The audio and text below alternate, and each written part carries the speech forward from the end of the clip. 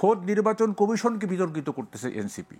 যখন তারেক রহমান সেলিব্রেশনে যোগ দিতে আসলো না নেক্সট অ্যাভেলেবেল ফ্লাইট ধরে, তখনই তো এটা বোঝা গেছে যে এটা -2 থিওরি। আমি একটা প্রস্তাব দিয়েছিলাম যে নির্বাচন 300 আসনে একদিনে করা যাবে না, পাঁচ দফায় 60 করে নির্বাচন করতে হবে, যাতে করে বেশি ডিপ্লয়মেন্ট করা যায়।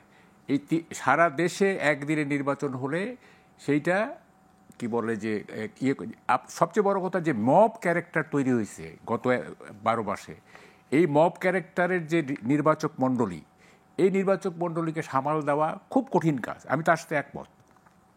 প্রশ্ন সেইটা না, প্রশ্ন হচ্ছে যে নির্বাচন হবে কি না ঠিক টাইমে, that is the main question.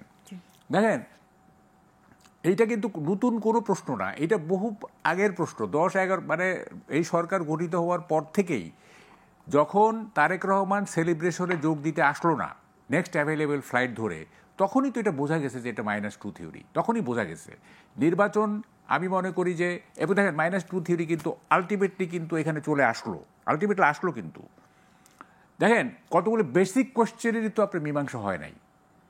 সেটা হচ্ছে যে পিআর সিস্টেম না ওয়েস্টমিনিস্টার, পিআর চাচ্ছে এরা, বিএনপি চাচ্ছে ওয়েস্টমিনিস্টার। তারপরে ধরেন যে লোকাল গভর্নমেন্ট আগে না জাতীয় নির্বাচন আগে। আমরা আসলে সেই জায়গাটা যেতে চাচ্ছি না।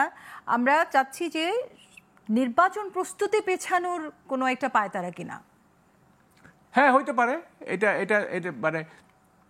মানে নির্বাচন, যেমন ধরেন যে আপনি বলি নির্বাচনকে পেছানোর জন্য তো অনেকগুলো সিমটম আমরা দেখতেছি। যেমন ধরেন বরগুনার নির্বাচন কমিশন অফিস পুড়িয়ে দেওয়া হয়েছে, ঠিক আছে? আচ্ছা, তারপরে খোদ নির্বাচন কমিশনকে বিতর্কিত করতেছে এনসিপি, খোদ নির্বাচন কমিশন। এবং দেখেন আজকে আপনার ওই যে দেখলাম যে নিবন্ধনের জন্য আবেদন করছে যারা প্রাথমিক বাছাইয়ে যে বাদ পড়ছে, সেখানে কিন্তু ওই আপনার এনসিপিও আছে। মানে এনসিপি যে কাগজপত্র জমা দিয়েছে সেগুলো সাফিসিয়েন্ট না। তো এটার ভেতরে কি যায় না। তবে নির্বাচন কমিশনের সাথে তো এনসিপির একটা বড় ধরনের কন্ট্রাডিকশন শুরু হয়েছে, এবং তারা তো বলতেছে যে এই নির্বাচন কমিশনের আন্ডারে ইলেকশন হবে না, মানে সুষ্ঠু হবে না। হ্যাঁ, এবং তারা একদম ডাউন রাইট বলতেছে এটা।